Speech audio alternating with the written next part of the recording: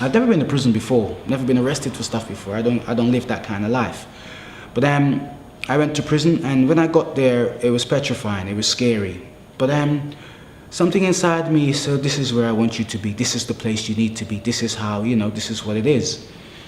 So I went there, and immediately I had a purpose. Immediately I had an effect. From the first night, I hooked up with a guy, and he was in bits. He was in worse bits than me. So I started talking to him about life, about stuff, situations in my life, and he resonated with them. We connected.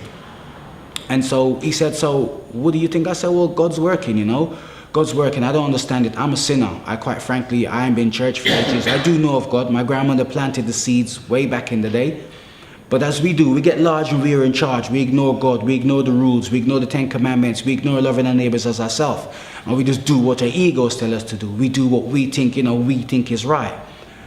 And when you decide to stop, or when God stops you, in my case, and put me away in prison, and I mean, let's get this right. I got 6.5 years for my crime, but I did 3 years, 3 months. I sat in the third chair in church, Chris can witness for that, every Sunday. And that's the power of the Trinity. That's the power of when you believe in something naturally happens to you. You naturally start to walk the path. You don't control that situation anymore. I looked at several situations in my life as I had time to reflect where God has interceded. I was at the door one night and there was lots of gunshots and the shots filtered all around my body. There were shots above my head, shots to the side, but none of them harmed me. None of them touched me. I had the armor of God on even when I didn't know I had it. God was working with me even when I was unconscious of it. I never understood that kind of love. It wasn't told to me by my parents, my friends. No one explains to you that the love God's got for you supersedes anything you can ever imagine. No one breaks it down. So anyway, I'm there in jail doing my time. As I went through this, I was introduced to the Samaritans. And they taught me to listen to people. Not to speak to people, but to listen. And as I listened, I began to see God in everyone. Regardless of their crime, regardless of their story, every story led to the place of compassion. Every story led to the place of warmth, to the place of love, to a place of originality before sin. And through those stories, I began to open up. Compassion began to grow in me. Alpha came in, Kairos came in, the Forgiveness Project came in, counseling came in. And all this time I was working with people. I would go and listen to them. I would give them advice, whatever direction they wanted to go. And the freeing up of people, helping people along the way, transformed me. I still wasn't quite sure. When we finished Kairos and they told me how much Jesus Christ loved me, I thought they were a bunch of nuts.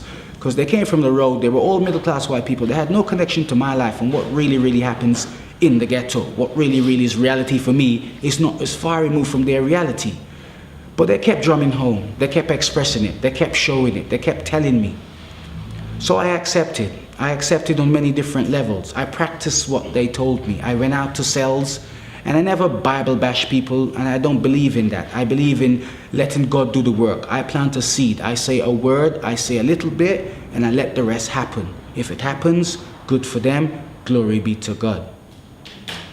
I work constantly within the prison system. I worked hard. I worked for many different hours for many different people. And one day an angel came to my door. I didn't know it at the time. And there was a lady, and her name is Kate. And she opened my door and she offered me a job, and I refused her for 3 weeks. And on the 4th week she said, look, you better come and work for me. What else are you going to do? So I came and went to work for her in the projects department. In the projects department, all sorts of stuff was coming into Brixton at the time. And this had an effect on many of the inmates. We did many courses and stuff like that. Whilst working with her, I didn't know it, but she was personally sent to guide me. Now I'm going to flash forward very quickly. So I've done my 3.5 years. Whilst I was in there, I worked my way through the system, and I got to my DCAT. I got to my DCAT, and I was in Ipswich, in the middle of Woodbridge. And Woodbridge, they don't see many black people down there anyway. So I was down there, and I expressed a relief to work in a hotel. I got the job. And the people in the hotel, they absolutely trusted me. They gave me the keys to the whole hotel, everywhere. I was running around the hotel like king. I would go back to prison at night, back into the hotel the next day, and that carried on for a while. I left there, came down to Latchmere House. I then got a job in London Underground, working at nights, replacing the sleepers and stuff like that. I carried on working with the groups I was working with inside. I work with Prison Ministry, Emmanuel. I work with the Forgiveness Project. I work with Roger Green as a charity. I work with many organizations doing God's work. I don't profess to be anything other than me. I let God work through me, and I try to keep myself as clean and as open as possible whilst doing this. Non-judgmentalism and being open to what God wants me to do is all I get up every day to do. I try to park my ego as best I can. The battle for mind and the renewal of mind, renewal of spirit, staying focused to the plan and to the journey God's got for me is a very hard job. I don't know about you guys, but I struggled every day. Okay, I don't get up and have it easy. And when I know the right and know the wrong and know that I can't go down that road anymore, that's a big struggle, a big ask. So when I'm surrounded by you guys, I gather strength. Coming here tonight took a lot.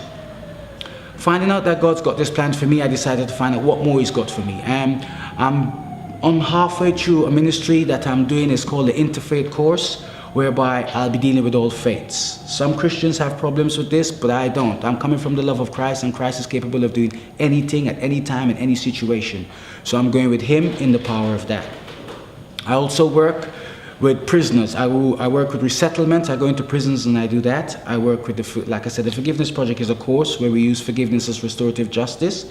I work with that. I work with Roger Green on the Freedom 4. So all in all, God has transformed my life in a way that I could never believe, I could never imagine.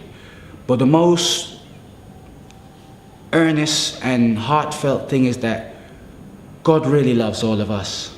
And it's for us to stop denying God and deny ourselves. Let God in. God rules, but His voice is so quiet that you have to shut up. You have to park yourself. You have to absolutely get rid of your ego, your lifestyle, the way you think about people, the judgments, things that upset you, things that make you angry, all that sort of stuff. We have to control and open ourselves in order for God to work. I'm not saying it's easy. I'm not saying that I get on with it in the best possible way. But what I do know is that if you trust Him, He will work with you, for the better of everybody else. That's me.